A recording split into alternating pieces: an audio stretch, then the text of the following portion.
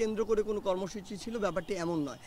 আমরা বিভিন্ন মাধ্যমে জানতে পেরেছিলাম যে এই 15ই আগস্টকে কেন্দ্র করে আওয়ামী লীগের যে তারা একটি শোক দিবস পালন করে থাকে, সেটিকে কেন্দ্র করে ঢাকায় তারা একটি বড় জমায়েত হবে, যার পিছনের উদ্দেশ্য হচ্ছে এখানে দেশে এবং দেশের বাইরে থেকে বিভিন্ন চক্রান্ত হওয়ার সম্ভাবনা রয়েছে এবং আমাদের যে একটি গণবিপ্লব হয়েছে সেটির বিপরীতে গিয়ে একটি প্রতি বিপ্লব ঘটানোর সম্ভাবনা রয়েছে।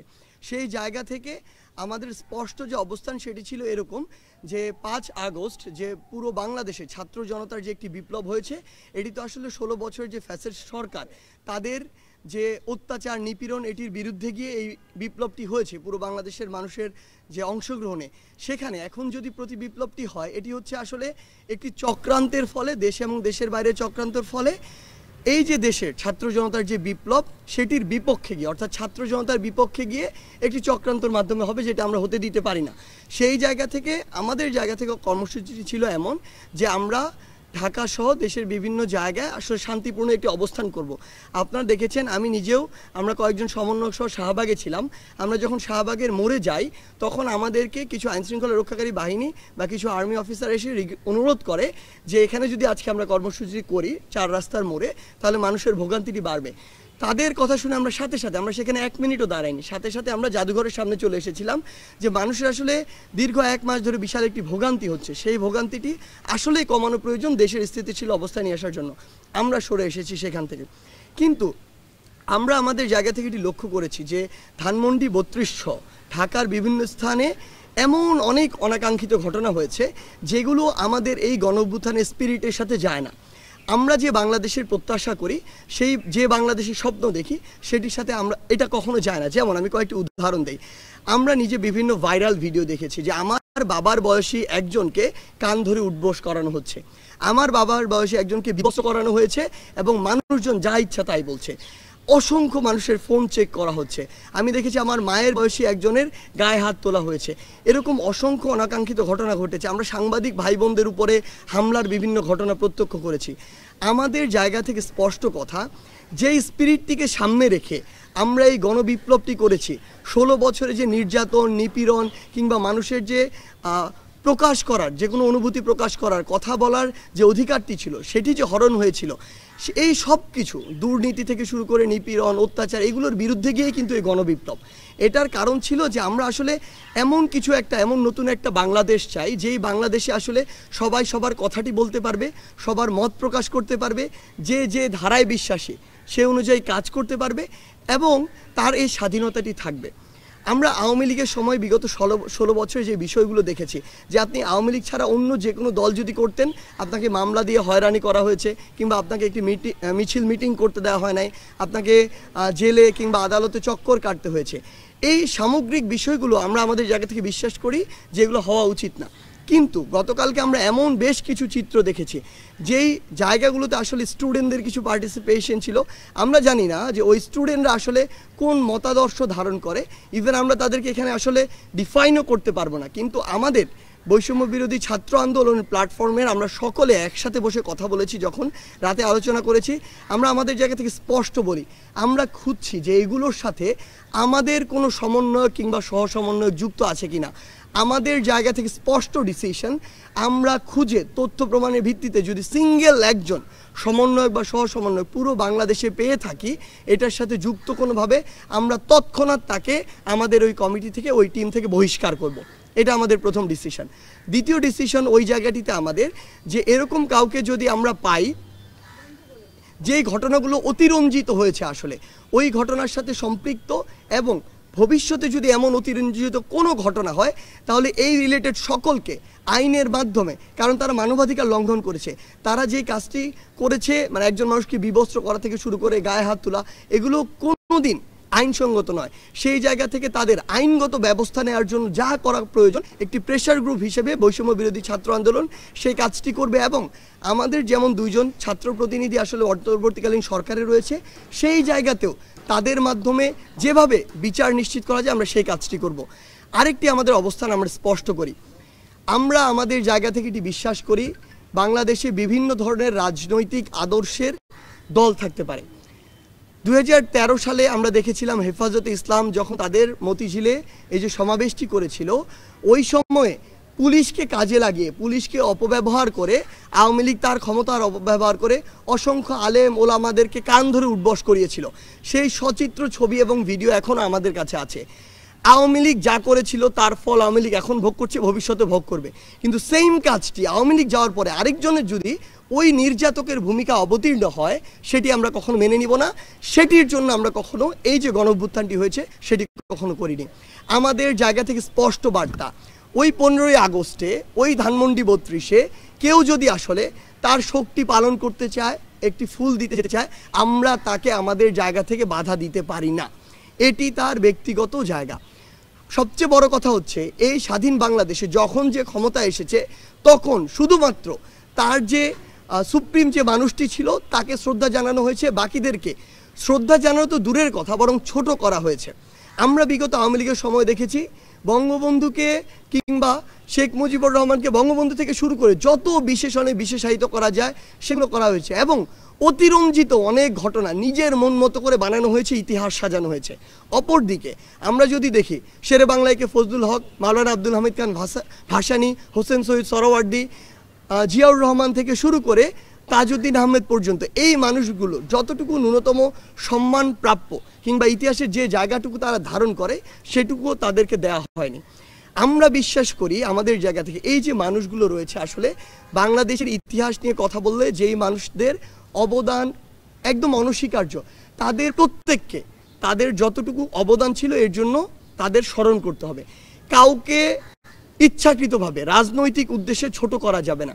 আমরা যতটুকু জিয়াউর রহমান যতটুকু সম্মান প্রাপ্য তাদেরকেও আমাদের ততটুকু সম্মান দিতে হবে।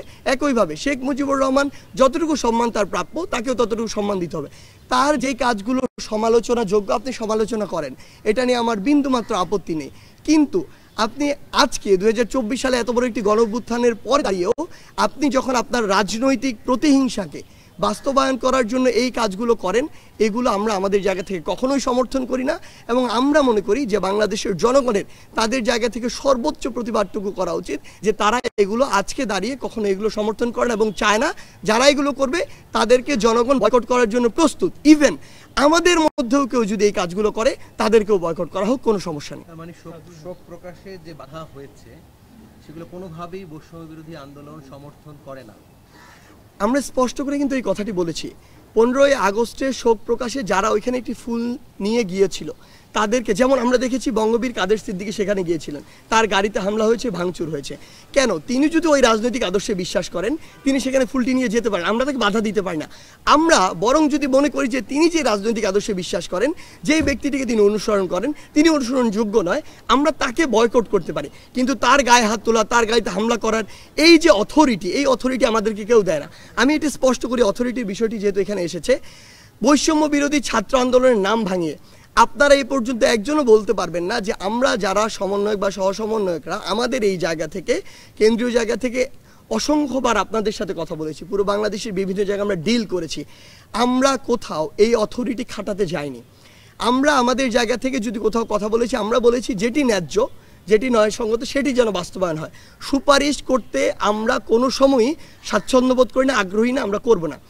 আমরা পুরো বাংলাদেশের যারা আমাদের এই আন্দোলনের সাথে সম্পৃক্ত, সমন্বয়ক হোক, সহসমন্বয়ক হোক, কিংবা বর্তমানে আসলে ভুয়া অনেক সমন্বয়ক তৈরি হয়েছে, ভুয়া অসংখ্য সহসমন্বয়ক তৈরি হয়েছে, তাদের উদ্দেশ্যে আমরা একটি কথা স্পষ্ট করে বলতে চাই, আমরা কোনো অথরিটি নয়, আমরা জাস্ট একটা প্রেশার গ্রুপ। আমরা বলতে পারি এই জায়গায় দুর্নীতি হচ্ছে, এই দুর্নীতিবাজকে সরাতে হবে, আমরা সরিয়ে দিতে পারি না, সেই অথরিটি আমাদের নেই। আমরা এটা বলতে পারি যে এই মানুষটি দুর্নীতি করেছে, তার দুর্নীতির এই এই কাজগুলো রয়েছে।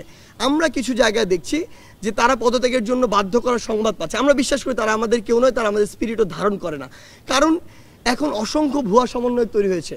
5ই আগস্টের গণঅভ্যুত্থানের পরে আমরা কোনো পুরো বাংলাদেশে সমন্বয়ের টিম দেইনি, কিন্তু আমরা অসংখ্য সমন্বয়ের টিম দেখছি যারা 5ই আগস্টের পরে নিজে নিজে এই টিমগুলো দিয়েছে এবং তারা তাদের মতো করে বিভিন্ন কাজ করছে। আমরা মনে করি হয় তারা ব্যক্তিগত স্বার্থের জন্য এটা করছে, হয় তারা মানুষকে হয়রানি করে লুটপাটের জন্য কিংবা অর্থ আত্মসাতের জন্য করছে, অথবা রাজনৈতিক তাদের কোনো উদ্দেশ্য রয়েছে, অথবা এমন হতে পারে যে তারা নির্দিষ্ট কোনো একটি গোষ্ঠীর প্রোপাগান্ডা করছে আসলে দেশকে অস্থিতিশীল করার জন্য।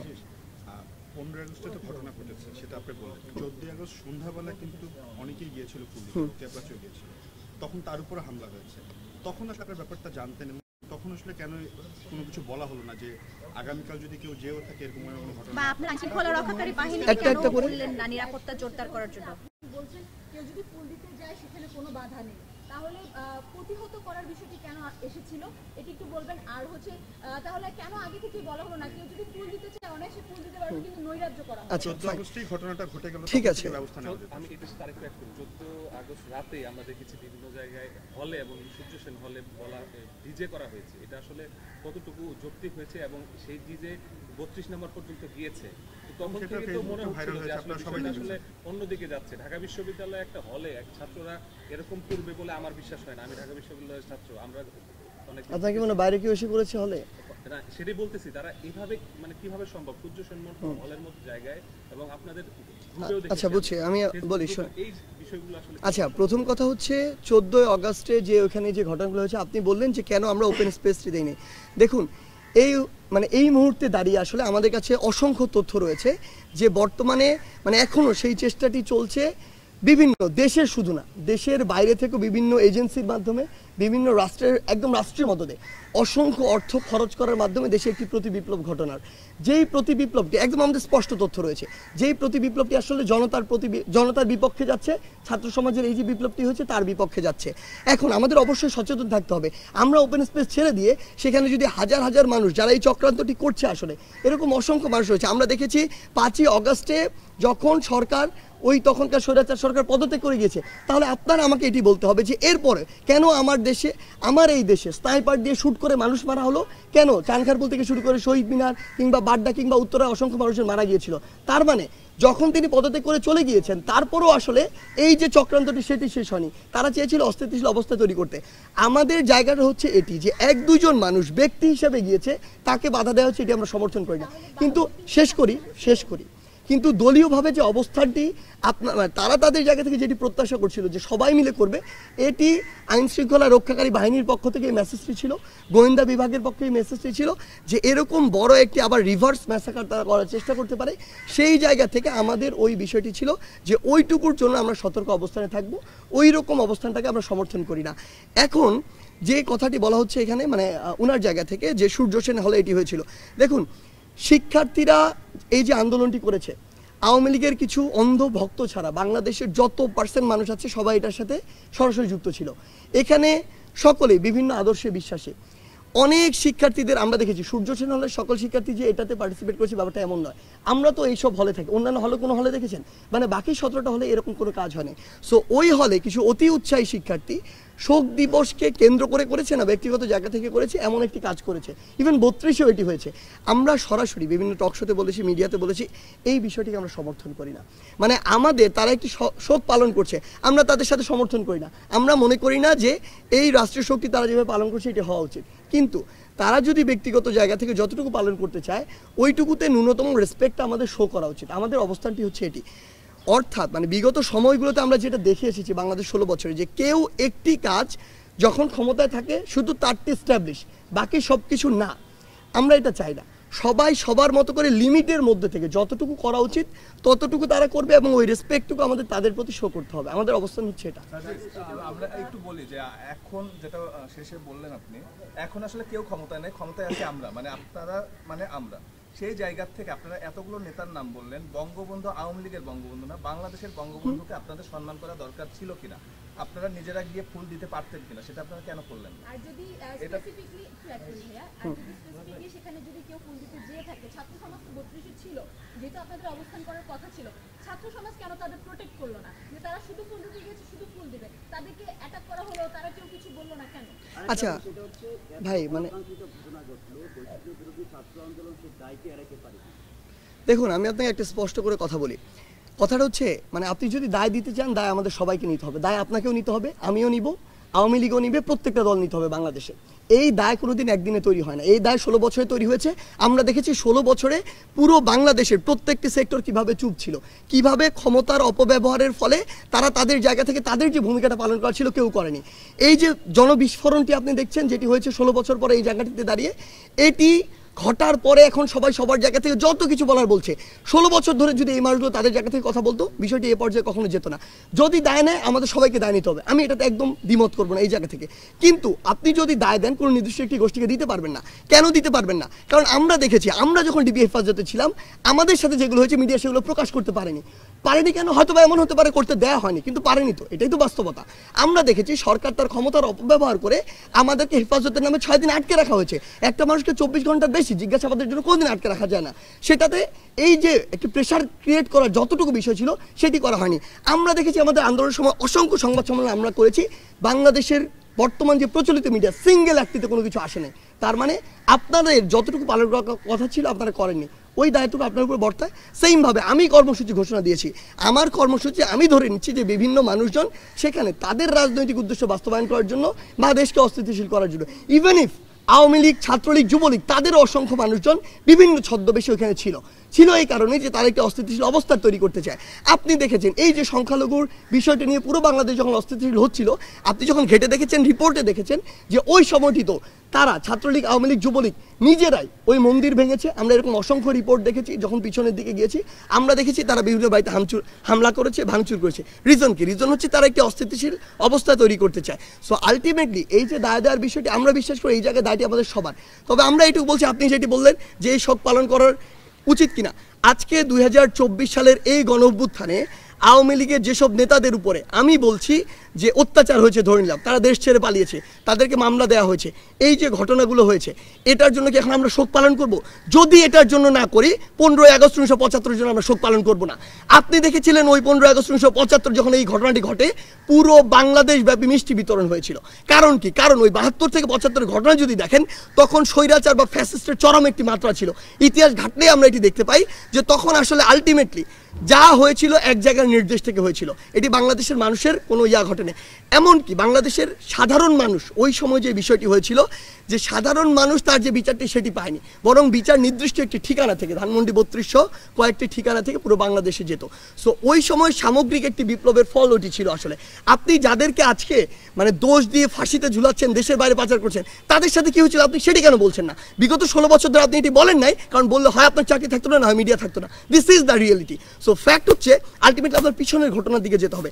আজকে 24 সালে যা হয়েছে এটা 24 সালের ঘটনা না, বিগত 16 বছর ধরে হয়েছে তার ঘটনা। সো আমাদের জায়গা থেকে আমরা মনে করি শুধু আমাদের জায়গা না, বরং রাষ্ট্রীয়ভাবে এই যে শক্তি এটি পালন করা উচিত নয়। কোনোদিন সিঙ্গেল কয়েকজন মেজর বা আর্মি অফিসার মিলে এই যে একটা অভ্যুত্থান সেটা 15 আগস্টে 1975 ঘটাতে পারতো না, বরং এটি একটি সামগ্রিক ক্ষোভ ছিল এবং সবার ওই যে একটি নীরবতার সমর্থনেরই কিন্তু একটি লক্ষণ। সেই জায়গা থেকে আমরা বিশ্বাস করি যে এই আপনি যে কথাটি বলছেন এটিতে আমরা সমর্থন করি না। একটু একটু একটু একটু একটু আমি বলেছিলাম যে ওখানে তো নরমাল পিপল ছিল এবং ছাত্র সমাজ থাকবে, আপনারা বলেছেন সেক্ষেত্রে তাদেরকে যখন অ্যাটাক করা হচ্ছে তখন হচ্ছে আপনাদের ডিফেন্ড করা উচিত। ক্লিয়ার ভাইয়া একটু এখন আমরা 15 আগস্টে একটু সরি। আমাদের এই আন্দোলনে, বৈষম্য বিরোধী ছাত্র আন্দোলনে আপনাদের ডাকে আমরাও মাঠে ছিলাম, সাংবাদিক হিসেবে কভার করেছি, তারপরে আমরা আমাদের মতো করে অংশগ্রহণ করেছি। এখন যখন বৈষম্য বিরোধী ছাত্র আন্দোলনে নানা কর্মসূচি বিতর্কিত হয়, ফেসবুকে আমাদের ডিফেন্স করতে হয়, এটা আমাদের কষ্ট হয়, আমরা কিভাবে ডিফেন্স করব? এখন আমাদের কথা যে আন্দোলন তো শেষ হয়ে গেছে, এখন আমরা দেখছি যে ট্রাফিক পুলিশের যে 7 দিন আমরা সবাই বলেছি যে ছাত্রদের এই ভূমিকা অসামান্য। এখন তারা আছে, তারা নানা রকম ভাবে কর্মসূচি করছে, সেটা ঠিক কিনা? আবার দেখা যাচ্ছে নানা হোটেলে তারা অভিযান করছে, এরপর আবার আরো অন্য কিছু করে বসবে। আপনারা কিভাবে কন্ট্রোল করছেন? আচ্ছা, হ্যাঁ বুঝছি। আমি একটা জিনিস স্পষ্ট করে বলি, ছাত্র সমাজ এই সংকটের সময় যেটি করেছে সেটার জন্য তাদেরকে আমরা ধন্যবাদ জানাই ফার্স্ট। সেকেন্ডলি, ছাত্র সমাজ রাস্তায় থাকা কখনো একটা দেশের স্থিতিশীল অবস্থার পরিচয় না। ইভেন পুলিশ তাদের যেখানে দায়িত্ব পালন করার কথা, ট্রাফিকের জায়গাটির কথা যদি বলি, সেখানে না থাকা এটাও স্থিতিশীল অবস্থার পরিচয় না। সো দিন শেষে আমরা যদি মনে করি যে আমাদের দেশকে একটি স্থিতিশীল অবস্থার দিকে যাওয়া প্রয়োজন, সেই জায়গা থেকে আসলে যার যে জায়গায় দায়িত্ব তার সেই জায়গায় ফিরে যাওয়া উচিত। আমাদের জায়গা থেকে স্পষ্ট বার্তা আমরা দেখছি যে প্রত্যেক দিন বিভিন্ন জায়গায় ধীরে ধীরে যারা পুলিশ রয়েছে তারা আসলে তাদের দায়িত্বে ফিরে আসছে।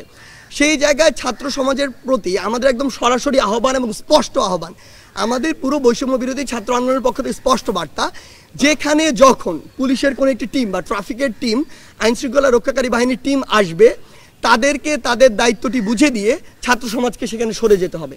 আপনারা যে দায়িত্বটুকু পালন করেছেন সেটির জন্য আপনাদের ধন্যবাদ, কিন্তু এটি আপনাদের দায়িত্ব না। আপনাদেরকে তাদের জায়গাটি বুঝিয়ে দিয়ে সরিয়ে যেতে হবে এবং আপনাদেরকে অবশ্যই শিক্ষা প্রতিষ্ঠানে ফিরে যেতে হবে, আপনাদের ক্লাসে ফিরে যেতে হবে, পড়ায় ফিরে যেতে হবে। এবং আমরা মনে করি বৈষম্য বিরোধী ছাত্র আন্দোলন আসলে এরকম কোনো কিছুকে প্রমোটই করে না যে কেউ একজন কোনো একটি হোস্টেলে গিয়ে সার্চ করবে, কেউ একজন কোনো একটি আবাসিক হোটেলে যাবে, কিন্তু কেউ একজন কোনো একজন প্রফেসরকে জোর করে নামিয়ে দিবে। আমরা এগুলোকে সমর্থন করি না, বরং আমরা মনে করি আমরা এগুলোর দাবি জানাতে পারি এবং অথরিটি সিদ্ধান্ত নিবে যে এটি করবে কিনা, এবং অবশ্যই এটি তদন্তের ভিত্তিতে হওয়া উচিত। আমি মনে করি, আমি একটি অভিযোগ করলাম যে বাংলাদেশের 64 জন ডিসি এবং এসপিকে পদত্যাগ করাতে হবে, কিন্তু বাংলাদেশের 64 জন ডিসি এসপি যদি করাপ্টেড থাকতো তাহলে বাংলাদেশ চলতো না। আমরা বিশ্বাস করি অনেক ভালো ডিসি এসপিও ছিল বলেই বাংলাদেশটি চলেছে, খারাপভাবে চলুক আর ভালোভাবে চলুক চলেছে। সেই জায়গা থেকে অবশ্যই এই অভিযোগ করলাম আর সবাইকে পদত্যাগ করতে হবে বা করাতে হবে ব্যাপারটা এমন নয়, বরং এখানে একটি সুষ্ঠু তদন্ত হওয়া উচিত। যারা এগুলোর জন্য দায়ী, সে ডিসিএসপি হোক আর একজন কনস্টেবল হোক, তাদেরকে ওই দায়টি নিতে হবে এবং তাদের ওই উপযুক্ত শাস্তিটি দেওয়া উচিত। পুরো বাংলাদেশের ছাত্র সমাজের জন্য স্পষ্ট বার্তা, আমরা কোনো অথরিটি না, আমরা একটি প্রেশার গ্রুপ। আমরা আমাদের দাবিটি তুলে ধরতে পারি, আমরা দুর্নীতিবাজদের অপসারণের জন্য, ক্ষমতার অপব্যবহারকারীদের অপসারণের জন্য দাবি তুলতে পারি, কিন্তু এটি করতে বাধ্য আমরা করতে পারি না। আচ্ছা সার্জিস, আমার প্রশ্নটা হচ্ছে যে বেগম রোকেয়া বিশ্ববিদ্যালয়ের যে বৈষম্য বিরোধী ছাত্র আন্দোলন কমিটি সেটা বিলুপ্ত ঘোষণা করা হয়েছে, আর ঢাকা বিশ্ববিদ্যালয়ের বিভিন্ন গ্রুপ থেকেও আপনাদের যে বৈষম্য বিরোধী প্ল্যাটফর্ম সেটা প্রয়োজনীয়তা ছাত্ররা অনুভব করছে না। তো এই বিষয়ে আপনাদের কি মতামত আছে জানাবেন। আর আপনারা যদি বৈষম্য বিরোধী ছাত্র আন্দোলন এর কমিটিটা বিলুপ্ত করেন তাহলে কি আপনারা নতুন কোনো দল গঠন করার চিন্তা ভাবনা করছেন কিনা? দেখুন, আপনি যে কথাটি বললেন আমার মনে হয় এই কথাটি অল্প কিছু মানুষের একটা রিপ্রেজেন্টেশন, এবং হয়তো এই রিপ্রেজেন্টেশনটা গতকালকের কিছু অপ্রত্যাশিত ঘটনার ভিত্তিতে আপনার কাছে এসেছে। আমাদের জায়গা থেকে স্পষ্ট কথাটি হচ্ছে এরকম যে আমরা আসলে বর্তমানে অনেক মানুষ বাংলাদেশের মানে বিশাল একটা সংখ্যা আমরা এখন দেখতে পাচ্ছি। হঠাৎ করে আওয়ামী লীগ বিলুপ্ত হয়ে যাওয়ার ফলে, বিলুপ্ত বলতে আমি এমনটি বোঝাচ্ছি ক্ষমতার পতন হওয়ার ফলে, যখন বর্তমানে একটি অন্তর্বর্তীকালীন সরকার রয়েছে, বিশাল একটি সুবিধাবাজ গোষ্ঠী যারা সবসময় সবার আসলে যখন যেখানে পায় তখন সেখানকার খায়, এমন চরিত্রের বিশাল একটি গোষ্ঠী এখন আসলে, তার আগে ছিল ছাত্রলীগ, যুবলীগ, আওয়ামী লীগ, এখন একটি নতুন রূপ ধারণ করেছে। নতুন রূপটি হচ্ছে তারা ভুয়া সমন্বয়ক সহসমন্বয়ক হয়ে উঠেছে, ভুয়া আন্দোলনকারী হয়ে উঠেছে। তারা তাদের জায়গা থেকে বিভিন্ন কমিটি তৈরি করে, আমরা এমনও পেয়েছি যে উত্তরা 12 নম্বর সেক্টরে নাকি একটি কমিটি হয়েছে যারা মসজিদে গিয়ে মসজিদ কমিটিকে পদত্যাগ করতে বলেছে, অথচ আমরা বিশ্ববিদ্যালয় ভিত্তিক শুধু কমিটি দিয়েছিলাম আমাদের জায়গা থেকে, শিক্ষা প্রতিষ্ঠান ভিত্তিক। সেই জায়গা থেকে এই মানুষগুলো তাদের ব্যক্তিগত উদ্দেশ্য হোক, কিছু রাজনৈতিক উদ্দেশ্য, সেগুলো বাস্তবায়নের জন্য এমন কিছু কাজ করছে যেগুলো অপ্রত্যাশিত। আমাদের জায়গা থেকে আমরা মনে করি যে বৈষম্য বিরোধী ছাত্র আন্দোলনের যারা সমন্বয়কদেরকে আপনারা দেখেছেন এই বিগত 1.5 মাসের অধিক সময়, কোনো একজন সম্পর্কে আপনারা যে অভিযোগগুলো করছেন এগুলো যদি করতে পারেন, ইভেন আমার সম্পর্কেও যদি করতে পারেন, আমরা কথা দিচ্ছি ওই একজনের দায় নিয়ে তাকে পদত্যাগ করিয়ে তার জন্য আইনগত যে ব্যবস্থা নেয় আমরা সেটি নিব। আমরা মনে করছি যে অন্তর্বর্তীকালীন সরকারের এই যে অল্প একটু সময় রয়েছে, এই সময়টুকুতে দেশ একটি স্থিতিশীল অবস্থায় আসার পূর্ব পর্যন্ত, অর্থাৎ যখন আমার মনে হবে যে চক্রান্ত করার যে বিষয়টি তাদের, ওই বিষয়টির যে সম্ভাবনা সেটি কমে এসেছে, দেশ স্থিতিশীল অবস্থায় রয়েছে, এমন অবস্থা মনে হলে আমরা এই বিষয়ে আলোচনায় বসে সিদ্ধান্ত নিব। কারণ আমরা আগেই বলেছিলাম যে এটি আমরা লং টার্মে এই প্ল্যাটফর্ম ব্যবহার করার আমাদের কোনো উদ্দেশ্য নেই। তখন আমরা এটি সিদ্ধান্ত নিয়ে যা করার এই প্ল্যাটফর্মটি নিয়ে সেটি সিদ্ধান্ত নিয়ে আপনাদের সবাইকে ডেকে আমরা জানিয়ে দিব, শেষ করে জানিয়ে দিব। এবং আমরা এটি স্পষ্ট করে বলি কেন আমরা এটি বলছি, কারণটা হচ্ছে এখনও আপনারা সবাই জানেন, আমরাও জানি, অর্থনৈতিকভাবে হোক, আইন শৃঙ্খলার দিক থেকে হোক, বাংলাদেশে স্থিতিশীল অবস্থায় আসেনি। আমরা যদি মনে করি যে আজকে থেকে 7 দিন পরে এরকম একটি বড় চক্রান্তের আভাস আমাদের কাছে এসেছে, তখন তো আমাদের রাজপথে নামতে হবে, একটি ডাক দিতে হবে। সেই জায়গা থেকে এই স্থিতিশীল অবস্থাটি আসার জন্য আমরা অপেক্ষা করছি। একটা বিষয় ঠিক করে, আপনারা তো বৈষম্য বিরোধী আন্দোলন করেছেন, সারা বাংলাদেশের মানুষের সমর্থন পেয়েছে। যে 17 বছর যে সরকারের যে নানান ধরনের হয়রানির শিকার হয়েছে, আমি পরিষ্কারভাবে বলি, বিএনপি এবং জামাতের কোনো নেতাকর্মী তারা ঘরে থাকতে পারতো না, বিএনপির কোনো নেতাকর্মী তাদের অজস্র হয়রানিমূলক মামলায় আমরা দেখেছি, মামলার কি ধরনের বিকৃত রূপ। আবার সে একইভাবে এখন আবার পুলিশ এই আগের রূপেই, তারা এখন আওয়ামী লীগের মন্ত্রী এমপিদের বিরুদ্ধে মানে লজিক্যাল মামলাগুলো হচ্ছে না, কিন্তু মানে এক ধরনের স্ক্রিপ্টেড মামলা, নাটকীয় মামলা, এটা নিয়ে এখন কথা হচ্ছে। তাহলে যেই বিরোধী আন্দোলন করলেন, যেটা বৈষম্যমুক্ত সমাজ গড়ার আন্দোলন করলেন, এখানে তো সবার অধিকার থাকবে, সবাই কথা বলতে পারবে। আমি যদি অপরাধ করি আমার সে অপরাধের জন্য শাস্তি পাবো। আমি এই বিষয়টা আপনাদের কোনো মেসেজ থাকবে কিনা, বিশেষ করে পুলিশের উদ্দেশ্যে? মানে আপনি কি হচ্ছে এমপি, মন্ত্রী, পুলিশ বা যারা আছে সবার কথাই বলছেন, তাই তো? ফাইন। দেখুন, আমি প্রথমে এটা ক্লিয়ার করি 16 বছরে ফ্যাসিস্ট আওয়ামী লীগ সরকারের সাথে বিভিন্ন পদে, হোক মন্ত্রী, হোক প্রধানমন্ত্রী, হোক এমপি, হোক কোনো একটি নির্দিষ্ট ইউনিটের প্রেসিডেন্ট সেক্রেটারি কিংবা প্রভাবশালী কেউ একজন, এই যারা ছিল তারা প্রত্যেকেই এই ফ্যাসিস্ট গভর্নমেন্টের এক একজন স্টেক হোল্ডার ছিল। তারা তাদের জায়গা থেকে প্রত্যেকেই কোনো না কোনো ভূমিকা রেখেছে। একজন ওয়ার্ড আওয়ামী লীগের কোনো একজন কর্মীও ওয়ার্ড বিএনপির কোনো একজন কর্মীকে টর্চার করেছে, এই দায়টি সে এড়াতে পারে না। অর্থাৎ এই যে পুরো বিষয়টি আওয়ামী লীগের সাথে যারা সরাসরি রাজনীতির সাথে জড়িত ছিল তাদের প্রত্যেকের এই দায়টি আসলে নিতে হবে। তাই এটি কেউ বলতে পারবে না আসলে যে একজন এমপি কিংবা একজন মন্ত্রী সে তার জায়গা থেকে স্বচ্ছ ছিল, সে কাউকে মারেনি, সে মানেনি, সে 16 বছর ধরে মানুষের ভোটাধিকারটা একদম ধ্বংস করে দিয়েছে এবং সে মানুষের ভোট ছাড়া নির্বাচিত হয়েছে। সে তো সবচেয়ে বড় মানুষের যে রাইটটি, যে সে ভোট দিবে, তার জনপ্রতিনিধি নির্বাচন করবে, এই অধিকারটি ধ্বংস করেছে। তার মানে সে ডিরেক্টলি আর ইনডিরেক্টলি দায়ী। এবং আমি যদি আপনাকে বলি আমাদের অ্যাকচুয়ালি মানে গোড়াটা কোথায় সমস্যা, গোড়াটা ওই নির্বাচন ব্যবস্থা। যখন জনগণের ভোটাধিকার নাই, জনগণ কাউকে নির্বাচিত করতে পারছে না, যে কেউ একজন প্রতিনিধি ওই সময় দেখেছে সে যদি তার ঊর্ধ্বতন কাউকে তেল দিয়ে তোষামত করে টাকা দিয়ে এই কাজটি করতে পারে, যে মনোনয়নটি নিতে পারে, তাহলে সে এমপি। তখনই সে জনগণের কথা ভুলে গিয়েছে। আলটিমেটলি জনগণের ভোট তার প্রয়োজন হয় না, সেই জায়গা থেকে তার ইচ্ছামতো কাজ করেছে। সে ওই জায়গায় 100 কোটি খরচ করেছে, সে জনগণের সম্পদ 1000 কোটি লুটপাট করেছে। আলটিমেটলি তাকে জনগণের কাছে জবাবদিহি করতে হয় না এটার জন্য, এবং জনগণকে ভোটের জন্য ফেস করতে হয় না। সো ওই যে গোড়ার সিস্টেমটি, ওই সিস্টেমটির জন্য আসলে আওয়ামী লীগের যারা সরাসরি ছিল, যারা পিছন থেকে সামনে থেকে মদত দিয়েছে, প্রত্যেকজন দায়ী। এবং আমি বিশ্বাস করি যে প্রত্যেকজনের বিরুদ্ধে অন্তত এই ভোটাধিকারটি নষ্ট করার জন্য এবং এটিকে সাপোর্ট দেওয়ার জন্য মামলা করা উচিত। শেষ একটু শুধু জানাবেন যে এই আওয়ামী লীগের যাদের কথা বললেন তাদের বাইরে আপনারা নিজেরাও আসলে সাফারার, প্রশাসনের যারা ঊর্ধ্বতনরা আছেন তারা দেশের ভেতরে আছেন, তারা কোথায় আছেন আমরা যেমন জানি, আপনারা রাষ্ট্রের ভেতরে ঢুকে গেছেন, আপনারাও জানেন। এদের গ্রেপ্তার না দেখানোর ফলো আর ফিডব্যাকটা যেটা হচ্ছে, এখন যারা প্রশাসনে আসতেছেন তারা তো আসলে কোনো মেসেজ পাচ্ছে না, আপনারা চাপ দিচ্ছেন না কেন? প্রশাসন বলতে আপনি কি আমলাতন্ত্র বোঝাচ্ছেন? প্রশাসন বলতে আমি আইনের কথা বলছি, আমি আমাদের আইজিপির কথা বলছি, কমিশনারের কথা, এরা তো দেশে আছে, এদেরকে কেন আপনারা বলছেন না যে আটক করা হোক, গ্রেফতার করা হোক? আপনাদের মুখ থেকে কোনো কথা? আচ্ছা, আমি আপনাকে স্পষ্ট করে বলি, হয়তো মানে আমরা ইন্ডিভিজুয়াল জায়গা থেকে, ইন্ডিভিজুয়াল জায়গা বলতে এরকম অফিসিয়াল সংবাদ সম্মেলনে হয়তো এই কোয়েশ্চেনটা আসে না, আপনি প্রথম করলেন, হয়তো ওই উত্তরটা আমাদের জায়গা থেকে আসে না, কিন্তু ইন্ডিভিজুয়াল জায়গা থেকে আমরা বারবার বলেছি বাংলাদেশের 16 বছরে এমন একটা ট্রেডিশন তৈরি হয়েছিল, ঊর্ধ্বতন পদ, সেটা প্রশাসন থেকে শুরু করে বাংলাদেশের স্বায়ত্তশাসিত বলেন প্রত্যেকটি প্রতিষ্ঠানে ঊর্ধ্বতন পদগুলোতে ওই মানুষগুলোই ছিল যারা শুধুমাত্র ওই ফ্যাসিস্ট গভর্নমেন্টকে সার্ভ করেছে। This is the reality. So ওই জায়গা থেকে আমরা মনে করি ওই জায়গাটুকুতে যারা ছিল আসলে তাদের প্রত্যেকের বিরুদ্ধে প্রথমে এনে তাদের বিরুদ্ধে একটি তদন্ত করা উচিত, জিজ্ঞাসাবাদ থেকে শুরু করে একদম আইনি কাঠামোতে যা হওয়া উচিত প্রত্যেকটি জায়গায় সেটি করা উচিত। এবং সত্যি বলতে শুধু ওই ঊর্ধ্বতন জায়গায় নয়, অধস্তন যে জায়গাগুলোতে রয়েছে সবগুলোতে এটি হয়েছে। এখন কথা হচ্ছে আমাদের জায়গা থেকে আমরা এটি স্পষ্ট দাবি জানিয়েছি। আমরা যখন অন্তর্বর্তীকালীন সরকার বিভিন্ন উপদেষ্টাদের সাথে কথা বলেছি, আমরাও এটি স্পষ্ট করেছি। তাদের কথা ছিল 16 বছরের এত বড় একটা ল্যাক অফ মানে সিস্টেম, এটা কোনোদিন আপনি 16 দিন এস্টাবলিশ করতে পারবেন না, এটার বিচার প্রক্রিয়া 16 দিনে শুরু হতে পারে না।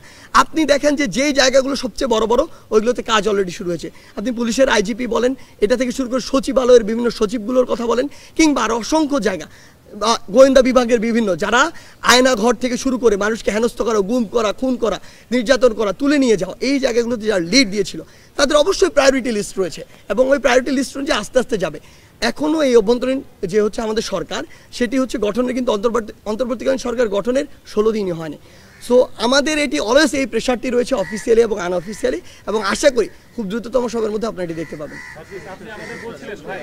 আপনি আমাদের বলছিলেন যে আপনারা যখন ভাই এরপরে আরেকটা মত প্রকাশের স্বাধীনতা পাই নাই, আপনারা কভারেজ দিতে পারেন নাই, কালকেও কিন্তু সেই কাজটাই করা হলো। নম্বরে মাইকিং করে বলা হলো যে এখানে ছবি তুলতে নেওয়া যাবে না, ক্যামেরা অন করা যাবে না। তাহলে কি আসলে আমরা স্বাধীনভাবে গণমাধ্যম কাজ করতে পারছি? একটু ইমার্জেন্সি এটাই আর কোনো প্রশ্ন নেই।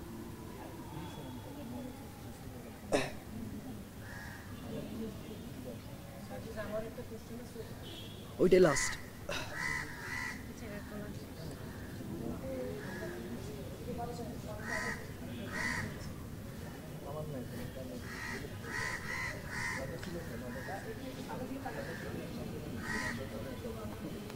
ঠিক আছে।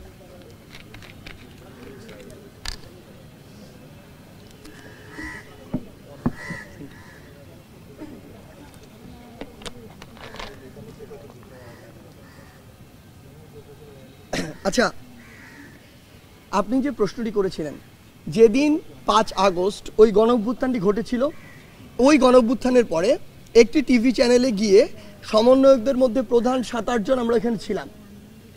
আমাকে জিজ্ঞাসা করা হয়েছিল কেমন একটি বাংলাদেশ আপনি দেখতে চান।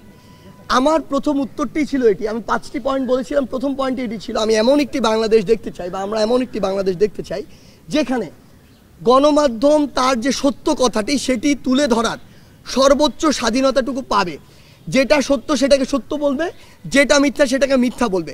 কাউকে যেন এই অধিকারটুকু দেয়া না হয় যে গণমাধ্যমকে কেউ সেন্সরশিপ করছে।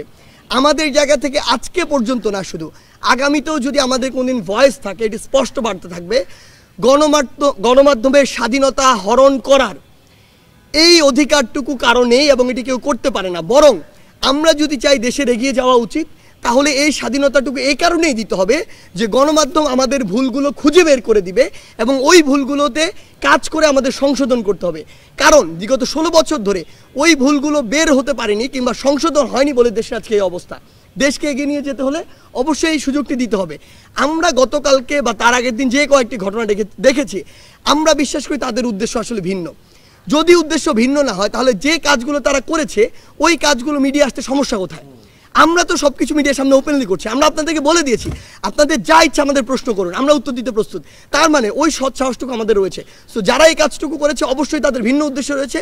আমরা বিশ্বাস করি আপনারা কষ্ট করে হলো তাদেরকে পুরো দেশের সামনে প্রেজেন্ট করুন এবং তাদের যে অপকর্মগুলো এগুলোর জন্য বিচারের ব্যবস্থা করার জন্য যা প্রেশার ক্রিয়েট করা দরকার আমরা করবো।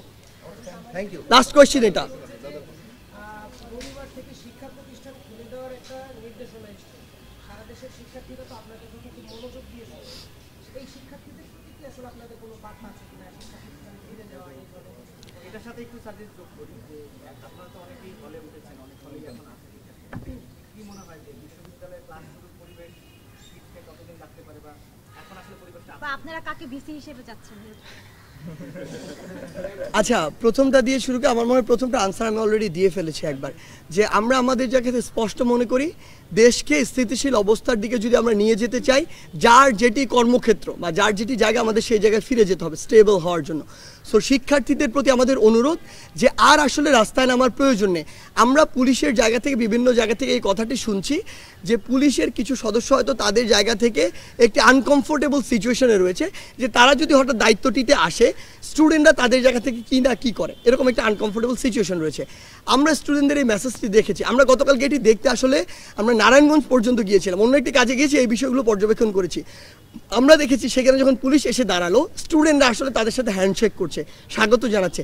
সো অনেক জায়গায় আমাদের মেসেজটি পৌঁছে গিয়েছে। আমরা স্টুডেন্টদেরকে স্পষ্টভাবে বলি যে আমাদের ভাই বোনেরা তারা যেটি করেছে জাতির সংকটে, এটার জন্য তাদেরকে ধন্যবাদ। এখন তাদেরকে আসলে পড়ার টেবিলে ফিরে যেতে হবে, কারণ দিন শেষে আমরা যদি দেশকে এগিয়ে নিয়ে যেতে চাই আমাদের একটি শিক্ষিত তরুণ প্রজন্ম প্রয়োজন, আসলে একটি ইন্টেলেকচুয়াল তরুণ প্রজন্ম প্রয়োজন যারা বাংলাদেশকে এগিয়ে নিয়ে যাবে। সেই জায়গা থেকে সবার প্রতি অনুরোধ আমরা যেন ক্লাসে ফিরে যাই। এই ডিসিশন আমি দিব না সে দিবে।